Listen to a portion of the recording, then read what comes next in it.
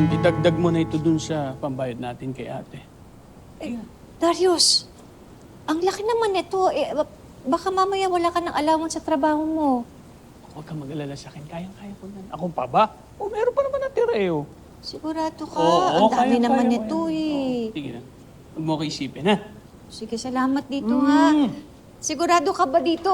Oo, ko pa. Nay! Tito Darius! Bakit parang nagmamadali ka? Na-excite lang po ako ipakita ang sorpresa para sa inyo. Sorpresa? Opo, para sa inyo. Ano naman sorpresa yun? Wala namang okasyon. Ito, Naku! Report araw card ng mo? bigayan ng grades ngayon sa school. Tingnan nyo. Yan. Sige nga, tingnan nga natin. Wow. Anak! Ang taas naman ng mga grades mo!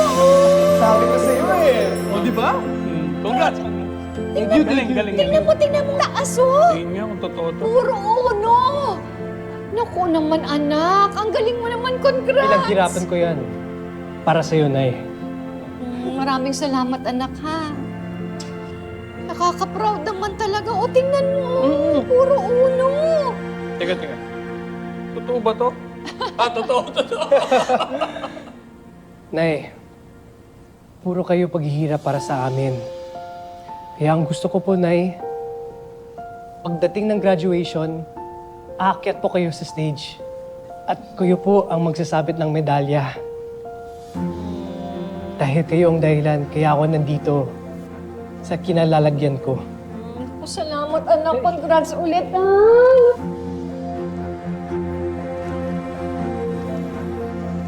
Ano ulit? Siguro, dapat mag-celebrate tayo. Ah? Oo, di ba? Talaga? Kumain tayo sa labas, pamilya. Pwede! Oo. Salamat! Oh, saan tayo kakain? Saan mo gusto kumain? Fried chicken! Teka. Saan mo ba ako? Ano sa paborito? Oo, sabi ko na nga Joke, itong joke, joke. pere.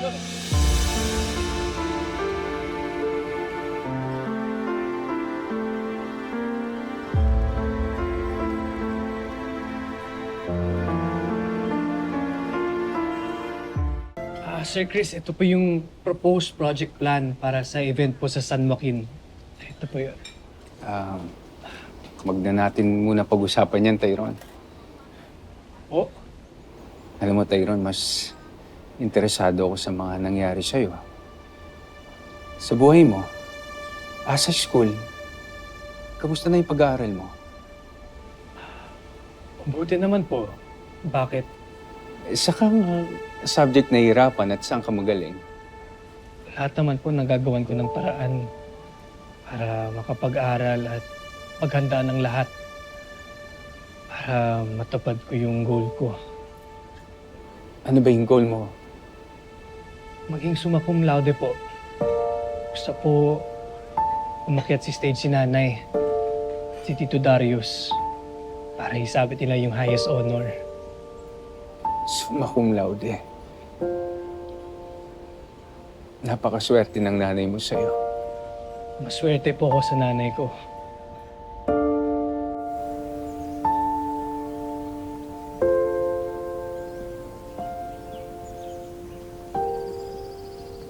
Mahusay talaga si Tyrone. Matalino na, masipag pa. Kaya nga po proud na proud ako sa anak ko eh. Kahit na po nagja-janitor siya dun sa school nila, nakuha pa rin po niya maging top 1 dun sa buong kurso nila. Kanino kaya nagmana si Tyrone? Sa'yo? O sa tatay niya? Lahat na lang ginagawa ni Tyrone para sa'yo. Para maging proud ka, maging masaya ka. And yet, yung kaisa-isang inaasam niya, hindi mo maibigay. Ano pang ibig niyong sabihin? Bakit? Totoo naman, hindi ba? Hanggang ngayon, pinagkakait mo kay Tyrone ang tatay niya.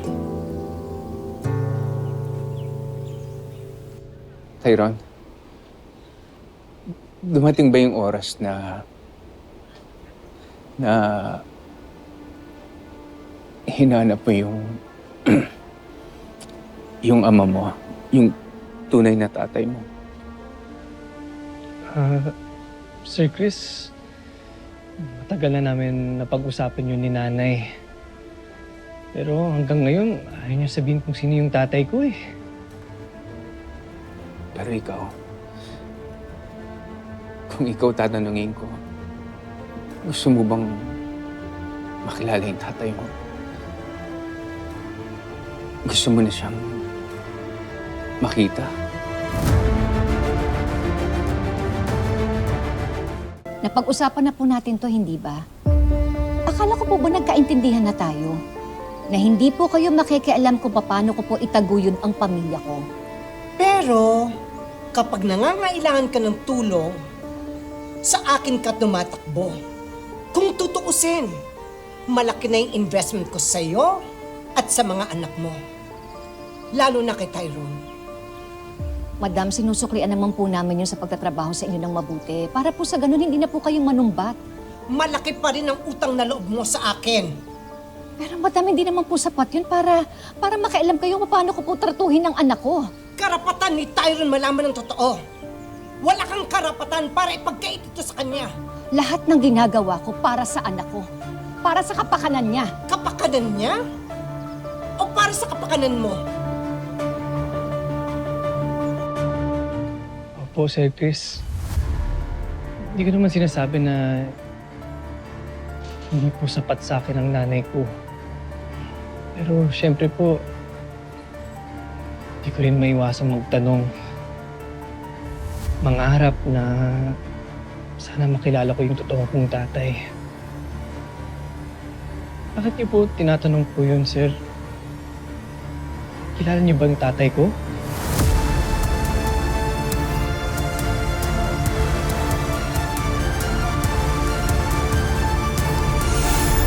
Let me ask you something. Kanino mo iiwan mo kayamanan mo? Yun nga pag-uusapan natin. Kailangan mangyari lahat ng plano ko bago pa ako mawala sa mundo ito. Sigurado ako nagawa niya na ng paraan yan para wala akong habol. Bakit hindi ka kaya magtanong sa abogado?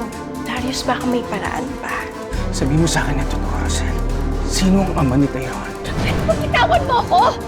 Please, may asawa ka na, may anak ka, may pamilya ka na. Pwede ba? Ituon mo na lang yung atensyon mo sa kanila. Pabayaan mo na kami ni Tyrone.